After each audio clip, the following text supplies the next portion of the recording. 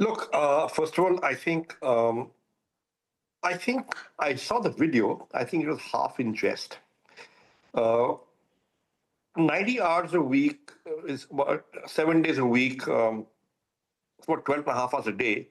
You can do it for a week or two if there's a crisis, if there's a deadline to meet, but I don't think it's sustainable 52 weeks of the year into a 30-year career. And I'm pretty sure the L&T chief himself did not mean it that way. He's motivating his troops, motivating his employees, asking people to work harder to achieve outcomes. And that's par for the course. I mean, Piyush was on the panel. He's spent a career in advertising. I started my career in advertising. I know the kind of working hours that there are in advertising, and believe me, they are much, much more than 40 hours a week. But you don't do it because you're forced to do it. You do it because you like your job. You do it because you love it. You do it because that is what is required. Devina started life in Citibank, and she's an investor. And I'm pretty sure when Tokyo is open, she's awake. When Singapore is open, she's awake. When India is open, she's awake. When Dubai is open, she's awake. And when London and New York open, she's awake.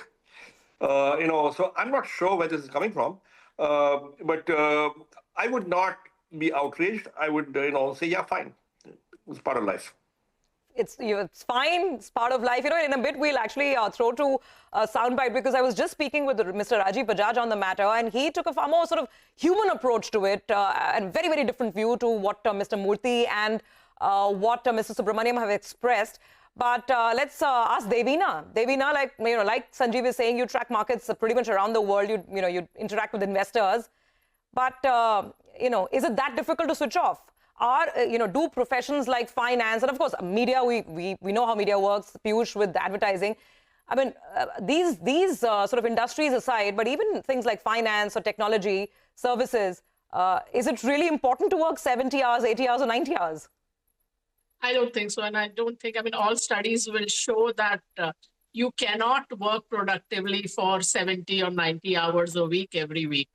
The human being is not capable of doing that. So that's very, very clear. It's I think, complete bunkum that on a consistent basis you can work like that.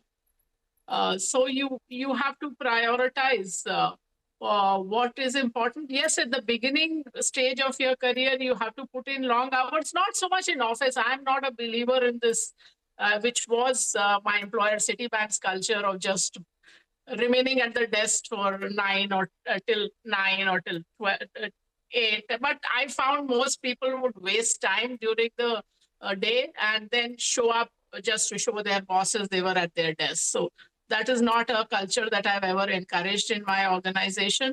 And I noticed that all the people who have recommended the 70 hours, 84 hours, 90 hours, I checked, all of them are married with 2 kids each. So this is very much a privileged gender saying this, that somebody else will take care of the home, somebody else will take care of the children, and I can work as long as I want. I think we must remember that if our aim, for example, some people are saying for nation building, no nation has progressed to a middle income stage without female labor participation. And we need to get more and not less women. Yes. So unless there is also a social revolution, which would mean that men also take care of the home and children, this is a very, very biased perspective that on a consistent, but yes, sometimes you are required to be there in the evening. I have done calls at 1:30 a.m. to a Boston client when I was on the sell side, and then taken a morning flight elsewhere. So those kind of things happen. But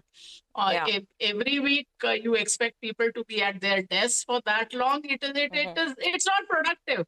People need time to think. Yes, you have to put in the 10,000 hours to learn your craft, which might be outside office. You need to do courses, read books. All of that is real work. Just face time in office is not work. No, sure. And I'm going to come to Piyush